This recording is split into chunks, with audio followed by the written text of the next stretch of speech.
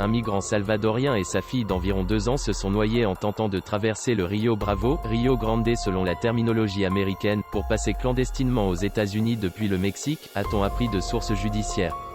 Les 2 corps ont été retrouvés lundi dans les environs de Matamoros, dans l'État mexicain de Tamaulipas, selon un rapport de la justice mexicaine. Les photographies des cadavres du jeune père et de l'enfant flottant sur le ventre sur la rive mexicaine du fleuve ont fortement choqué l'opinion publique au Salvador. Selon le rapport judiciaire, le père, un cuisinier âgé de 25 ans, la mère, âgée de 21 ans, et leur petite fille sont arrivés la semaine dernière à Matamoros après avoir traversé tout le Mexique. Dimanche après-midi, la famille a décidé d'essayer de gagner à la nage la rive américaine du Rio Bravo, accompagné d'un ami. Le père a pris l'enfant sur son dos en la calant à l'intérieur de son t-shirt pour traverser le fleuve.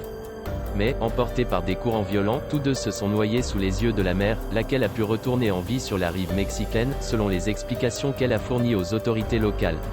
Le gouvernement mexicain est la cible de vives critiques ces derniers jours pour son attitude envers les migrants.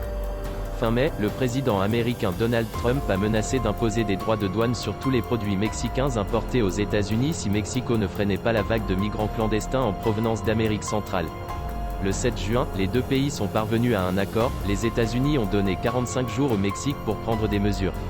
Une photo de l'AFP prise pendant le week-end, montrant 2 femmes et une fille est arrêtée par des membres lourdement armés de la garde nationale mexicaine au moment où elles tentaient de traverser le Rio Bravo pour gagner les États-Unis, a provoqué l'indignation et une vague de critiques contre le gouvernement mexicain.